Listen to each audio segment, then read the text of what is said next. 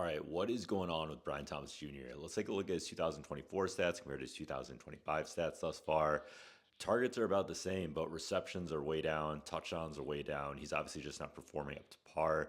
There's been talk about this wrist injury, so I'm going to delve into what it could possibly be. Also, some non-injury type factors. It could non-injury wise. I'm just asking questions. Could it be Shane Waldron? I mean, after he left JSN, went on a tear. Now Roma Dunze is breaking out, and now BTJ is just not doing well. So just talk about this wrist though. So in terms of wrist injuries, there's two major ones. There's a scapholunate ligament injury, like we heard in Tyreek Hill, and that affects that scaphoid bone right up there and the ligament that connects it to the lunate bone, which is right next to it.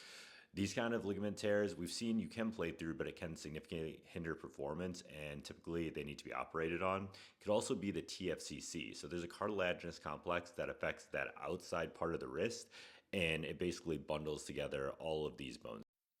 So both of these injuries, the TFCC, which is that cartilaginous complex on the side of the wrist right there, when it gets injured, it can also affect grip strength, it can affect just positioning, and it can affect catches for sure. Scapholunate one though, that one actually affects the thumb, and you can see how that bone right there attaches directly over to that thumb region, so it really will affect grip strength, and repair is usually indicated whenever they're trying to play through this. I think it's a really bad decision. If we're talking about the study that you need to diagnose this, it's actually not an MRI. It's what's called an arthrogram. And basically, an arthrogram is kind of like an MRI in regards it still uses massive magnets and all that, but it basically floods the joint with a liquid called contrast, which shows up really brightly. Basically, you think about it like this. So if you draw a bunch of really small lines on a balloon that's not inflated, but then you inflate that balloon out, it's much easier to see those lines that are drawn on the balloon. And that's exactly what an MR arthrogram does. Like we talked about here, scapholunate ligament injuries, surgery is typically indicated for that, but over 80% of the athletes actually return back to pre-injury form. So it's not like these other injuries that we talk about where surgery happens and they still don't have a high chance of returning back to previous level.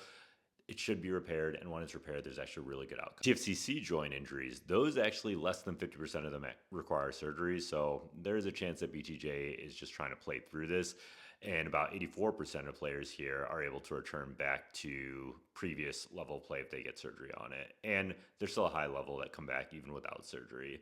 So what are you going to do with Brian Thomas Jr. though? I have him on one of my teams, and I'm honestly going to keep a hold of him for one more week. And after that week, if he doesn't perform this week, I'm attributing it to either Shane Waldron or an injury or something, but he's just riding my bench until he proves something different.